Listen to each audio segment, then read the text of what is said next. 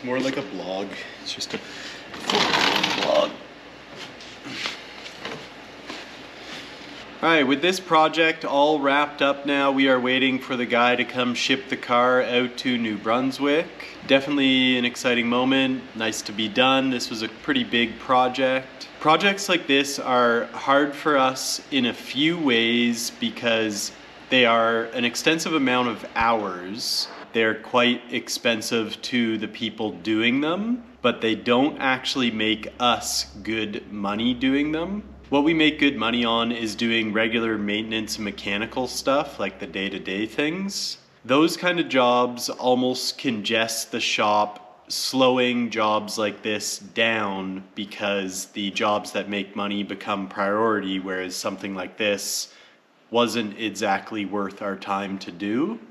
Our goals in trying to change that balance of doing more complete builds and big restorations would be if this YouTube took off to the point where it made some sort of supplemental income for us, so that we would be able to then cut out the day-to-day maintenance and mechanical stuff and just focus on doing these big builds. Because let's say we charged a customer per hour on these kind of builds what we charge a customer per hour on replacing their motor, their clutch, or their brakes kind of thing. We would likely not get customers to do this kind of work because it would be very, very unaffordable and unrealistic in, you know, what you would pay versus, you know, what you could go and kind of buy a finished project for. Obviously there's dudes out there where like they want what they want, they're gonna do what they're gonna do, and they don't mind paying the money to do so. But finding those dudes is sometimes few and far between. I probably get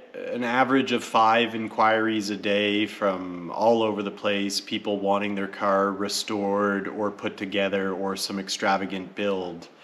I'm not sure how many of those people are quite down to earth with respect to what putting this much time into a car actually costs. So for example, this car was 370 hours that I logged on this. So let's say that was one person. That would span out to a couple months and a bit. So you charge the customer X number of dollars per hour, that's great. It might seem like, oh wow, that job, you got paid this much money, and you're like, well no, actually when it breaks down per hour, I only got this much money.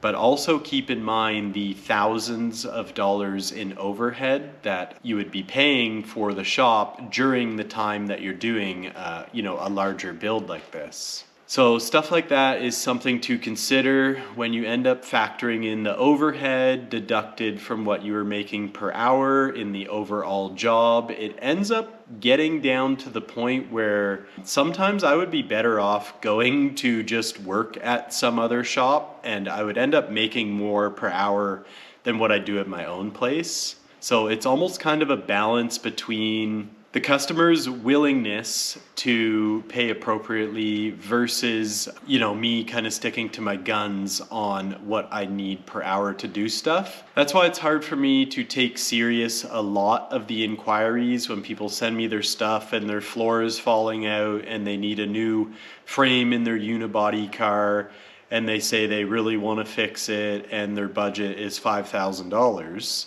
And it's just like, I can barely even respond to that because there is literally nothing I can do. I don't even want to spend the time to respond to that because there is absolutely nothing I could do. Like, if you need to know how much your entire project is going to cost, then I am not the place to inquire about your project with, because I can't tell you. Like, if you can go out and find someone who's like, oh yeah, you know, to do that, it's going to be like, you know, 300 hours on the dot, then you know, those might be someone you could consider, but otherwise.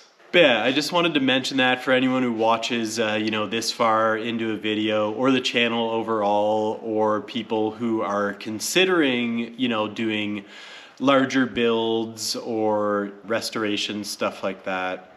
These are things to deeply consider. We're getting more into you know, rejecting cars where it's like, no, it's foolish for the person that owns the car to try and fix what they want to fix. So we are trying to stick to our guns on that and shift around things. But overall, end game is we're really hoping the YouTube channel grows to the point that it makes some sort of supplemental income for the shop, maybe to cover the overhead per month or something like that would be really sweet, so that we could put more time and effort into doing these builds, because these are what I actually like most enjoy doing, is kind of taking something from the start to the finish, doing the whole thing and making something really special for the owner of the car, and or, you know, if it's a contest car or something like that as well, it could be for anyone. All right guys, well, hope that made some sort of sense to some of you.